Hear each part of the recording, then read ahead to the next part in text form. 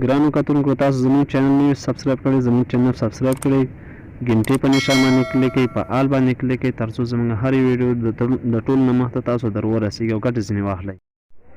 السلام علیکم ګرانو کتونکو، هیله مند یم چې تاسو به روغ او جوړ یې، د صحت جامې به مو په تن وي. هیله مند یم چې تاسو به روغ او جوړ یې. نن ویډیو مو د یو ځای لوکیشن یا د یو ځای معلومات څنګه وکړو، نو راځئ دا ویډیو را سره تر پایه پورې وګورئ. ګرانو کتونکو لاړ وشئ ګرانو کتونکو پلی سټور ته. په پلی سټور کې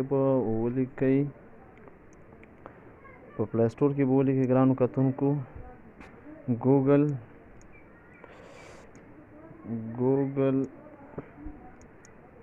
یارډ مو چې ولیکلو دا به سرچ کړئ. دا مو چې کله ګرانو کتونکو سرچ کړو نو موږ ته به دغه اپلیکیشن راوړي. ما ډاونلوډ کړی دی او زه به دا اوپن کړم، تاسو به را ډاونلوډ کړئ.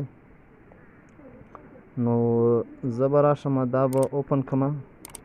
څنګه کولی شو چې یو ځای معلومات وکړو، د یو ځای لیدنه وکړو.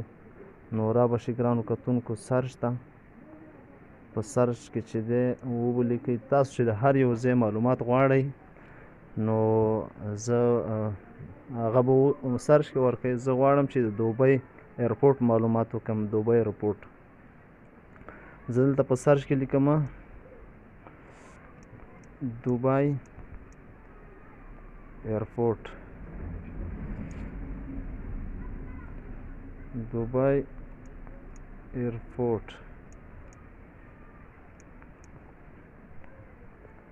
نو دا مو چې کله سرچ کړو ګرانو کتونکو،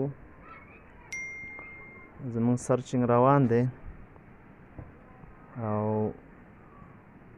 موږ ته به دوبۍ راوړي. او موږ چې کله دلته تاسو ته تصویران هم ښیي، او دا ګوره تصویران هم درته ښیي چې دا پلانکی ځای دی او پلانکی دی.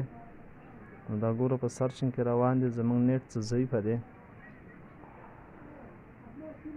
نو تاسو تصویران دلته ښیي چې هر یو هغه کوئ، نو تاسو کتلی شئ دلته هر یو ځای د دوبۍ ایرپورټ انټرنیشنل ایرپورټونه، یعنې کوم مشهوره ځمکې هغه هم کتلی شئ، او کوم کلی یا کوم ولایت د هر یو ځای چې هغه تاسو معلومات کولی شئ.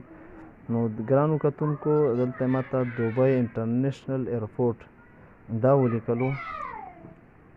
نو زه به دا زوم کړم، داسې په دوه ګوتو باندې ونیسئ، دا به داسې زوم کوئ. دا چې کله تاسو زوم کوئ نو تاسو ته د هر یو شي پته لګیږي او دلته تاسو ته شو کوي.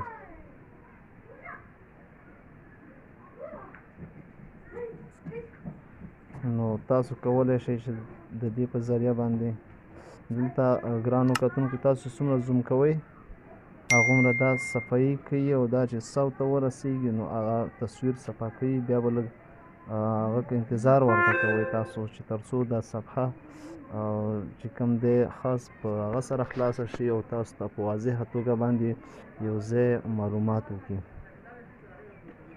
نو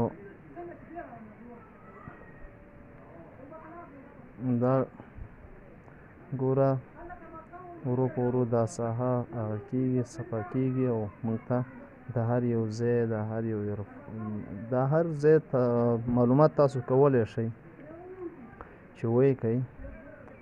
نو یو څوک درته وایي چې پلانکی داسې ملک دی، هغه مثلا یا پاکستان یا افغانستان یا انډیا او یا ایران، چین، د هر یو ځای معلومات تاسو په دې کې کولی شئ او په سرچ کې راخستی شئ، د دې ځای نه تاسو کتلی شئ. یعنې دوبۍ داسې ښکلې ښکلې ځمکې لري، نو تاسو کولی شئ چې دا ټول وګورئ داسې.